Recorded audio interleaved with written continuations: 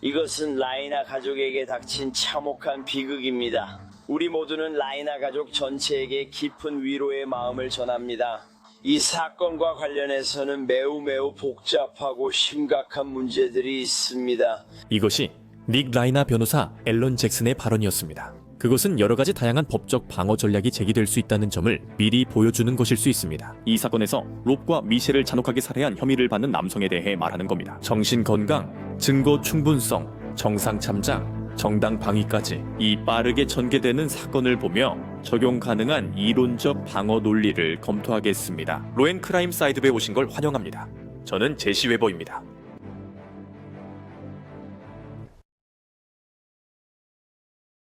이제 아시다시피 32세의 닉 라이너는 부모님을 칼로 찔러 살해한 혐의로 1급 살인 2건으로 공식 기소되었습니다. 감독 롭 라이너와 사진작가 겸 프로듀서 미셸 시너 라이너는 12월 14일 LA 자택에서 숨진 채 발견됐습니다. 아직 논의하지 않은 부분은 여기서 주의해야 할 잠재적인 변호 전략들입니다. 왜냐하면 이 증거들을 살펴보면서 이게 과연 검찰에게 확실한 승소가 될 사건인지 아닌지 궁금해질 수밖에 없기 때문입니다. 이 부분이 우리가 살펴볼 내용입니다. 잠재적 변호 전략을 이해하려면 현재 아는 사실을 확인해야 합니다. 예를 들어 보도에 따르면 이 부부의 사망 진단서에는 타인에 의해 칼로 가해진 다수의 예리한 힘에 의한 상처로 인해 단 몇 분 만에 사망했다고 적혀 있습니다. 롭은 오후 3시 45분에 미셸은 약 1분 뒤 발견된 것으로 보입니다. 보도에 따르면 부부가 예정된 마사지 치료사 약속에 응답하지 않자 딸 로미가 아버지가 사망한 것을 발견했다고 합니다. 그리고 닉은 몇 시간 뒤 유니버시티 오브 사던 캘리포니아 근처의 엑스포지션 파크 지역에서 체포됐습니다. 닉이 일요일 새벽 4시쯤 체크인한 것으로 보이는 산타모니카 호텔 객실 14일 닉이 신용카드를 쓴 것으로 보입니다. 참고로 이 점은 꽤나 불리한 증거가 될 수 있는데 닉이 리너 가족의 부지에 있는 별채에서 살고 있었다고 전해지기 때문입니다. 그렇다면 왜 굳이 이곳에 계속 체크인을 했을까요? 그 방의 샤워기와 매트리스에서 혈흔이 발견됐다고 합니다. 그는 현재 트윈타워 교정시설에 수감되어 있습니다. 그리고 최근에 공개된 영상이 있는데 닉이 일요일 자정이 조금 지난 후 라이너 가족집 근처 주유소에서 혼자 걷는 모습이 포착됐다고 합니다. 또한 그의 체포 직전 편의점에 있는 것으로 보이는 영상도 있다고 합니다. 참고로 만약 그 영상 속 인물이 그라면 그의 태도가 변호에 매우 중요할 수 있다고 생각합니다. 이 부분에 대해서는 잠시 후에 더 이야기하겠습니다. 그리고 이 모든 일은 닉이 살인 사건 전날 코난 오브라이언의 집에서 열린 파티에 참석했다는 보도가 나온 것과 함께 전해졌습니다. 그 자리에서 그는 손님들에게 이상한 질문을 하고 다녔다고 합니다. 배우 빌 헤이더와 이상한 대화를 나눈 것으로 보이고 그 후 파티에서 아버지와 큰 소리로 언쟁을 벌인 것으로 보입니다. 그의 부모님은 바로 자리를 떴다고 한 소식통이 피플지에 전했습니다. 인용하자면 닉은 모두를 불안하게 했고 미친 듯이 행동했으며 사람들에게 계속해서 당신이 유명하냐고 물었습니다. 라고 했습니다. 제가 말씀드리자면 가족 친구들은 그 싸움이 과장됐다고 전했습니다. 하지만 우리는 알고 있습니다. 이전 사이드바 에피소드에서 닉 라이너의 배경을 심층 분석했습니다. 그는 심각한 약물 남용 문제의 과거를 공개한 인물입니다. 그렇다고 했습니다. 그는 15살 때부터 헤로인 중독으로 고생했고 노숙자 생활을 했으며 재활원을 들락날락했다고 이야기했습니다. 그와 아버지는 2016년 개봉 영화 빙 찰리에서 함께 작업했다. 이 영화는 마약에 중독된 한 젊은이와 그가 회복을 시도하는 과정에서 겪는 냉담하고 거리가 먼 전직 배우 아버지와의 힘들고 갈등이 많은 관계에 대한 이야기입니다. 참고로 롭이 이 영화를 감독했습니다. 그래서 이런 모든 점을 고려할 때 닉 라이너가 특별한 상황, 즉 다수의 살인 혐의로 살인죄에 직면하게 된 것입니다. 또한 그가 위험하고 치명적인 무기인 칼을 직접 사용했다는 특별한 혐의도 있습니다. 이제 유죄 판결을 받으면 사형이 선고될 수도 있고 최소한 가석방 없는 종신형이 될 수도 있다는 얘기입니다. 사형, 참고로 사형은 집행이 중단되어 논란이 있지만 여전히 매우 중대한 결과입니다. 그리고 그는 이미 첫 법정 출석을 마쳤고 현재까지는 아무런 답변도 하지 않았습니다. 그의 기소 절차는 1월 7일로 예정되어 있습니다. 다시 한번 여기서 그의 가능한 변호 논리는 무엇일까요? 왜냐하면 대체 용의자를 찾는 것은 아직 초기 단계라서 까다로울 수 있기 때문입니다. 하지만 이론적으로 앨런 잭슨이 여기서 탐구할 수 있는 가능성은 무엇일까요? 이 부분에 대해 전 연방 검사니마 라흐마니와 더 이야기해 보겠습니다. 니마, 시간 내주셔서 감사합니다. 좋습니다. 먼저 가장 중요한 부분부터 시작하겠습니다. 많은 사람들이 이 부분에 대해 이야기해왔죠. 바로 심신미약입니다. 이제 제 생각에 이 이야기가 나오는 가장 큰 이유 중 하나는 닉 라이너 변호사 앨런 잭슨이 법정 심리 후 기자들에게 밝혔습니다. 들어보시죠. 이 사건에는 매우 복잡하고 심각한 문제들이 얽혀 있습니다. 그런 문제들은 철저하면서도 매우 신중하게 다루고 조사하고 살펴보고 분석해야 합니다.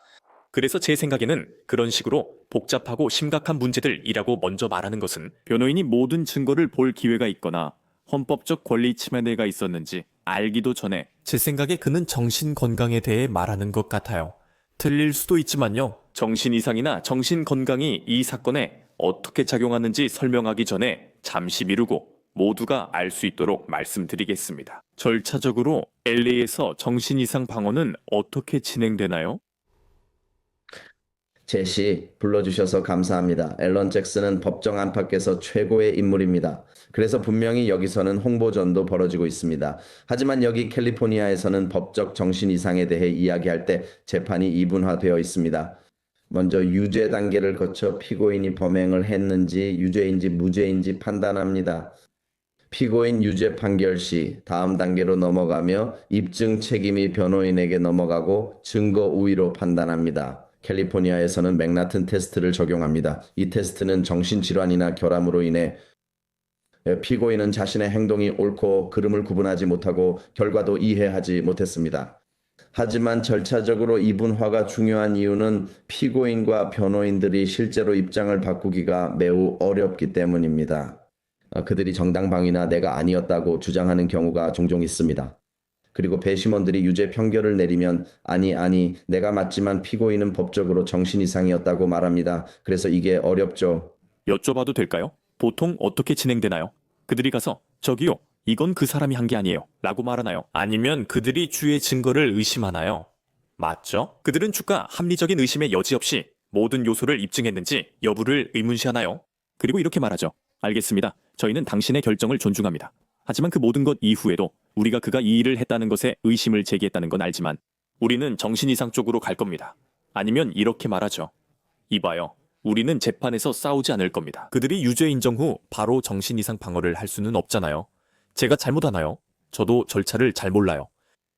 그럴 수 있습니다. 제 생각엔 책임을 인정하고 곧바로 정신 이상 방어로 가는 게 더 나은 방법 같습니다. 우리는 이런 경우를 사형을 선고받을 위기에 처한 피고인들에게서 가끔 봤죠. 예를 들어 니콜라스 크루즈 같은 경우요. 맞죠? 로우 앤 크라임에서 그 사건을 다뤘습니다. 미국 역사상 최악의 학교 총격 사건이었습니다. 그는 17건의 살인 및 살인 미수 혐의 모두 유죄를 인정했습니다. 그들은 바로 사형 선고 단계로 넘어갔고 어느 정도 신뢰를 유지할 수 있었으며 결국 그의 목숨을 구했습니다. 두 가지 근거 모두로 변호하면 결국 힘들어지고 배심원단의 신뢰를 잃을 수 있다고 생각합니다. 정신건강이 이 문제에 개입하는 다른 방법도 있습니다. 저는 앨런 잭슨이 법정에서 닉 라이너의 유죄를 인정하고 바로 심신미약을 주장하는 건 상상하기 어렵습니다. 심신미약이 정말 어렵기 때문입니다. 적어도 여기 캘리포니아에서는 심신미약이 실제로 받아들여지는 경우가 아주 적은 비율에 불과합니다. 그 점에 대해 이야기해 봅시다. 말씀하신 대로 법을 보면 이렇게 나와 있습니다. 그 정신질환이나 결함 때문에 이 사람은 자신의 행동의 본질과 결과를 알거나 이해할 수 없었다고 되어 있습니다. 또는 그 행위가 도덕적으로나 법적으로 잘못된 것임을 알거나 이해할 수 없었다고 되어 있습니다. 이제 다시 닉 라이너에 대한 구체적인 내용에 들어가기 전에 일반적으로 변호인은 그것을 어떻게 입증합니까? 누구를 부르고 어떻게 입증하나요? 그때 살인이 있었을 때 말입니다. 그땐 어떻게 입증하나요? 어떤 증거가 제출되고 검찰은 어떻게 반박하나요? 그래서 당연히 정신건강 전문가들에게 의존하게 됩니다. 닉 라이너도 정신과 의사의 치료를 받고 있었던 것 같습니다. 그는 분명히 재활시설에 여러 번 드나든 것으로 보입니다. 적어도 보도된 바에 따르면요. 검찰의 입장에서는 당연히 그들만의 증인들을 부르겠지만 결국 사건의 사실들을 살펴보게 됩니다. 제시, 만약 당신이 부모님과 논쟁을 할 정도로 충분히 판단력이 있고 심지어 그들이 당신의 부모님이라는 걸 알고 있다면 코난 오브라이언의 크리스마스 파티에서 전날 밤 그리고 산타모니카에 있는 호텔에 가서 온몸의 피를 씻어내고 커튼을 닫고 주유소에 가서 음료를 살 정도로 충분히 판단력이 있다면 그건 법적으로 정신 이상으로 보지 않습니다. 기준이 매우 엄격합니다.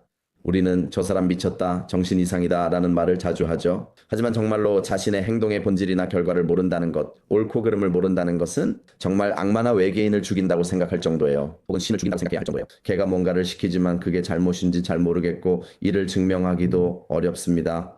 증명은 어렵지만 이번 사례에 적용해 봅시다. 그래서 로스앤젤레스 타임스와 KNBC 같은 언론 보도에 따르면 에딕 라이너는 부모님이 돌아가셨을 당시 조현병 치료를 받고 있었다고 합니다. 알겠죠? 우선 그게 제시된다면 조현병이 정신 이상에 필요한 정신질환이나 결함의 유형에 해당할까요? 거기서부터 시작해 봅시다. 그럴 수 있습니다. 이런 사건에서 가장 자주 논의되는 질환 중 하나임은 분명합니다. 따라서 닉 라이너에게는 첫 번째 좋은 단계라 할 수 있겠네요. 하지만 그것만으론 충분하지 않습니다. 필요하지만 부족하죠. 예전 러스쿨 애드미션 테스트 시절과 비슷합니다. 그러니까 조현병이 있다고 해서 옳고 그름을 알면 법적으로 정신이상자는 아닙니다. 중요한 점이 있어요. 니마, 영상 보면 알죠? 그 영상에서 그 사람이나 추정인물의 태도가 주유소와 편의점을 지날 때 너무 침착해 보여 소름이 돋아요.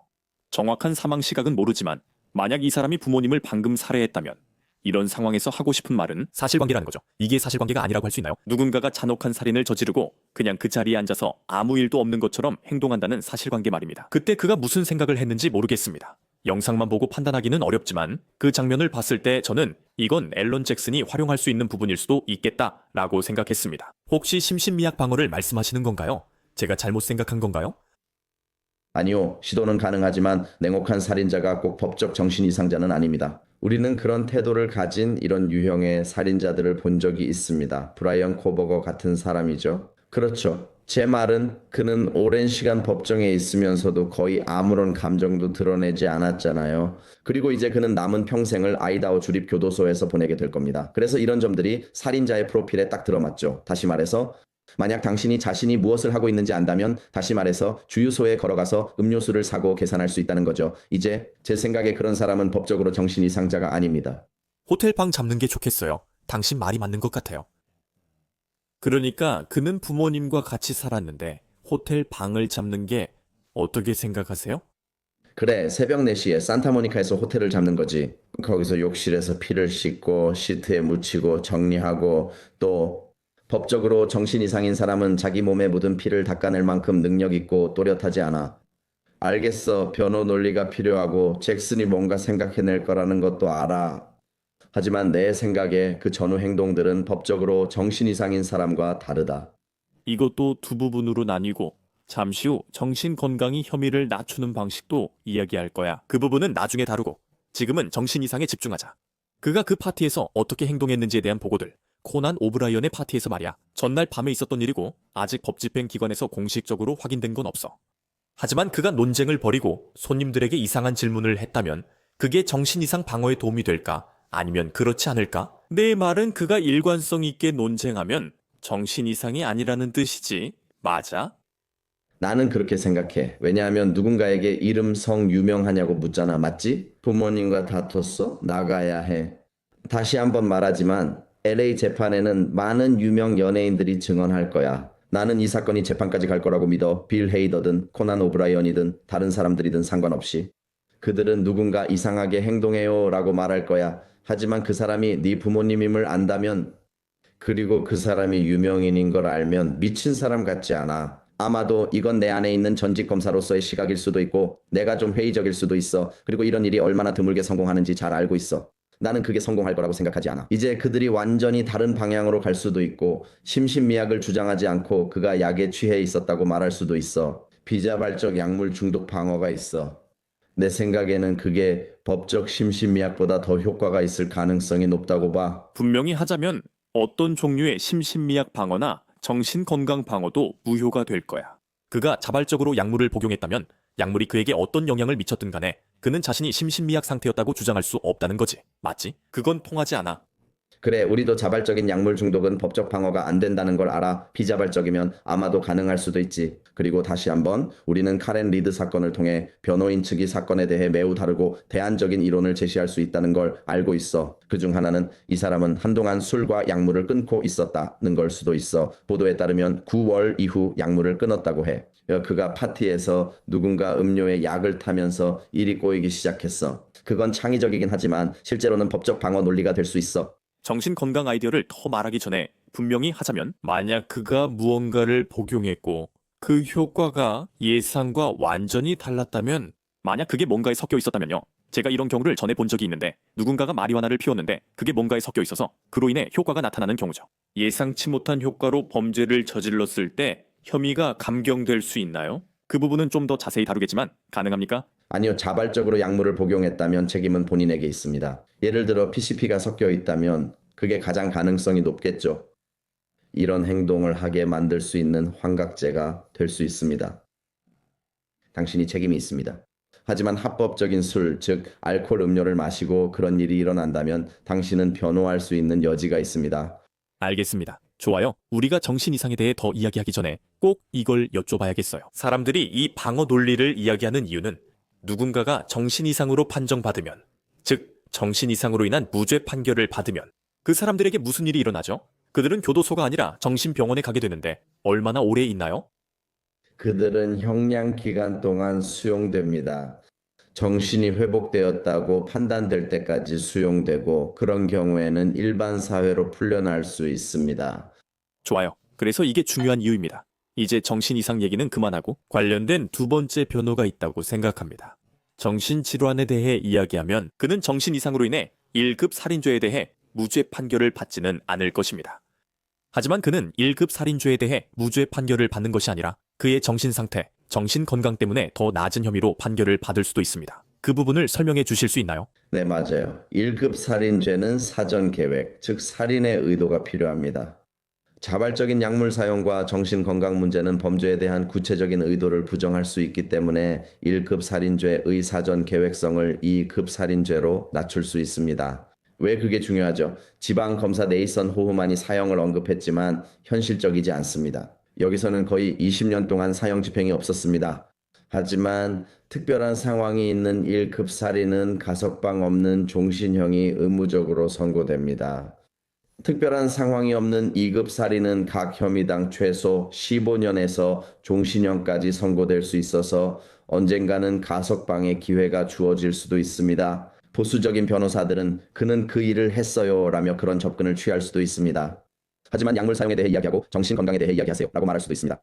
그는 계획적인 범행에 대한 구체적인 의도가 부족했다. 맞죠? 그는 그냥 침실로 들어갔고 무슨 일이 일어났죠. 맞죠? 그 부분을 설명해 주실 수 있나요? 그러니까 만약 그가 그랬다면 약물 사용 같은 건 잠시 제쳐두고 얘기해 봅시다. 왜냐하면 그가 당시 어떤 약물을 복용했는지 우리가 100% 확신할 수 없으니까요. 만약 그가 그냥 가정해 보는 건데 그가 조현병이었고 증상이 나타나고 있었다고 해도 그게 그가 그 당시 정신이 온전하지 않았다는 뜻은 아니거든요. 그럼 변호인은 무죄 주장 시 어떤 논리나 사실을 근거로 하나요? 그는 살해 의도 없이 조현병으로 부모님을 죽였습니다.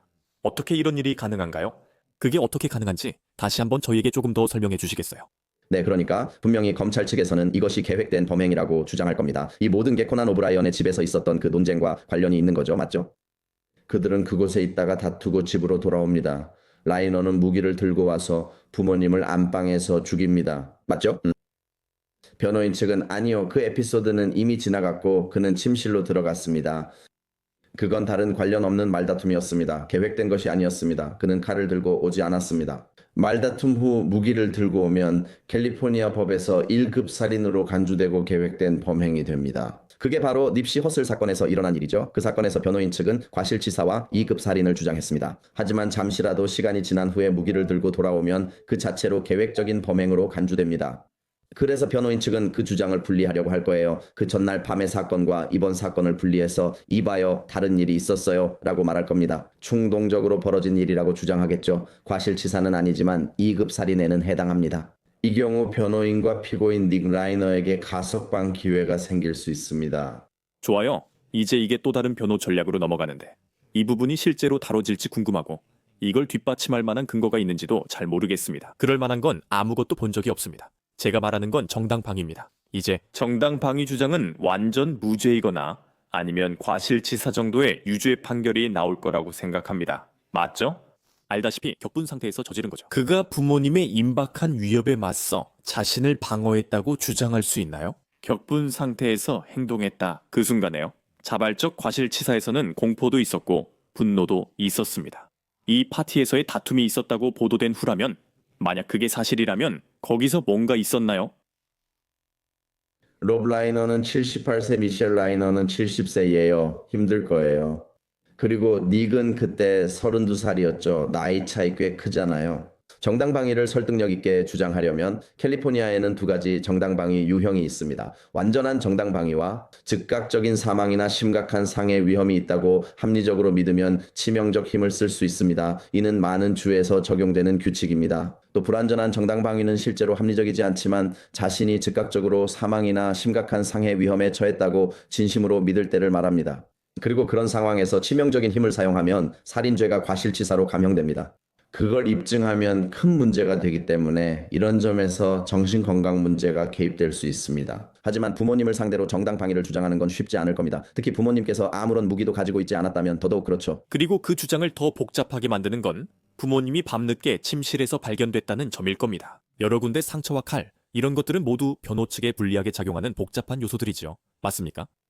그건 확실합니다. 여러 보고서에 따르면 의료 보고서상 여러 번 찔린 상처가 있습니다. 확인되지 않은 일부 보고서에 따르면 그들의 목이 그어졌다는 이야기도 있었습니다. 만약 그게 사실이라면 명백히 정당 방위 주장에는 불리하게 작용하겠죠.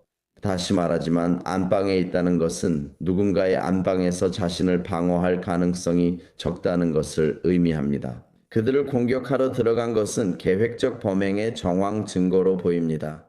그리고 그에 대해 증언해야겠죠. 닉 라이너, 아마도요. 보통은 그래 제시. 일반적으로 정당 방위 사건에서는 피고인이 증언대에 서야 해. 그래서 당연히 그건 그를 힘들고 엄격한 반대 신문에 노출시키게 되지. 다른 변호 전략으로 가기 전에 한 가지를 짚고 싶어. 이것도 변호야. 정신질환의 이력이나 중독의 이력이 그런 것들이 형량을 줄이기 위한 참작 사유로 사용될 수 있나요? 네, 물론 가능합니다. 1급 특별 상황 혐의가 적용되면 판사는 가석방 없는 종신형보다 낮은 형을 선고할 수 없습니다. 하지만 확실히 만약 불확정형이 선고되고 판사가 범위 내에서 형을 정할 수 있다면 모든 증거가 양형에 반영될 수 있습니다. 그런 증거는 모든 형사 사건에서 항상 인정됩니다. 그리고 물론 만약 배심원들이 그런 이야기를 듣는다면 사형을 피할 수 있는 방법이 될 수도 있습니다. 그리고 이것은 제가 다루고 싶었던 또 다른 변호 전략인데 여기서 변호인은 검찰 측 증거의 여러 측면을 정당하게 공격합니다. 알다시피 우리는 망지훈의 사건에서 이런 모습을 볼 수 있는데 그가 범죄를 저질렀다는 증거가 꽤 강하다고 생각합니다. 하지만 피고인의 권리가 침해된 오염된 수사라는 이유로 증거를 배제시킬 수 있을까요? 어떤 방식이든요. 변호인들이 검찰 사건을 무너뜨릴 주요 방법 중 하나는 증거 배제입니다. 본격적으로 들어가기 전에 저는 증거에 대해 생각하기에 앞서 로스앤젤레스 지방검사 네이선 호크먼이 이전 기자회견에서 한 말을 다시 언급하고 싶습니다. 적절한 시기에 이 사건과 관련된 실제 증거가 법정에서 제시될 것입니다. 그러니 그때까지 여러분의 인내를 부탁드립니다. 하지만 다시 한번 말씀드리지만 이 사건에 대해 무슨 일이 있었는지 이해한다고 생각하면서 근거 없는 추측이나 소문 또는 전해 들은 말에 의존하지 마시기 바랍니다. 네, 아마 다시 말씀드리지만 그들은 증거가 무엇인지 공개하지 않았습니다. 포렌식, 디지털 증거도 마찬가지입니다. 우리는 그중 일부만을 접하고 있습니다. 앨런 잭슨과 닉 라이너 변호인단이 취할 수 있는 방안에 대해 말씀해 주세요. 그리고 다시 당국이 증거를 많이 공개하지 않아 어렵지만 그들이 증거를 기각하거나 의문 제기할 방법은 무엇일까요? 망지훈의 사건 등에서 변호인이 증거 배제나 불법 압수 주장을 자주 하며 이는 종종 헌법 제4조와 제5조 위반과 관련됩니다.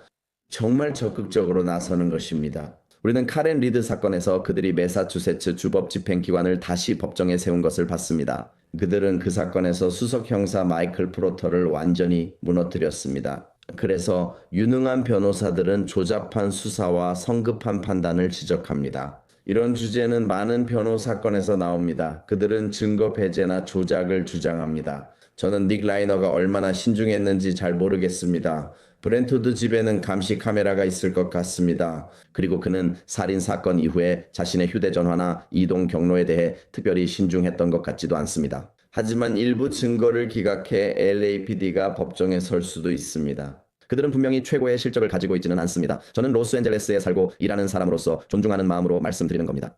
그들은 몇몇 큰 사건들을 망친 적이 있습니다. 그래서 앨런 잭슨의 법 집행기관과 LAPD를 상대로 한 전적을 고려하면 가능성은 있지만 다시 말하지만 저는 그럴 가능성은 매우 낮다고 생각합니다. 이 사건은 저에게 매우 강렬하게 느껴지며 잭슨과 변호인에게는 힘든 싸움일 것 같습니다. 왜냐하면 그들은 그가 이 일을 저질렀다고 매우 확신하는 것처럼 보이기 때문입니다. 무슨 이유인지는 모르겠지만 피가 묻은 호텔 방이나 감시 카메라 영상 때문일 수 있습니다. 적어도 제가 아는 한 그들은 살인 무기가 어디에 있는지나 그 상황에 대해서는 밝히지 않았습니다. 하지만 그들이 그에 대한 증거에 꽤 자신 있다고 말씀하실 수 있겠죠. 이 시점에서 그리고 증거의 충분성과 그것이 수집된 방식에 대해서도요. 네, 그렇습니다. 이런 살인 사건에서는 보통 세 가지 변호 전략을 보게 되죠. 내가 아니었다. 제 말은 증거가 강력해 보인다는 겁니다. 보통 여러 번 칼로 찌른 살인 현장에는 많은 혈흔과 다른 DNA 증거가 남게 됩니다. 이번 사건에서도 그런 점을 기대하고 있습니다. 또 다른 변호 전략은 정당 방위입니다. 그 부분을 이야기했죠. 세 번째는 고의가 아니었다는 겁니다. 사고였고 과실치사, 더 가벼운 죄였다는 거죠. 제 생각에는 그들이 아마 세 번째 방향으로 가야 할 것 같습니다. 그리고 어떻게든 의도를 공격하려고 할 겁니다. 그가 한 게 아니라 다른 누군가가 했다고 주장하려고 할 거예요. 제 생각에는 그건 법적으로나 사실적으로나 넘기 힘든 사안이 될 것 같습니다. 하지만 두고 봐야죠. 어쩌면 그들이 기적을 보여줄지도 모르니까요.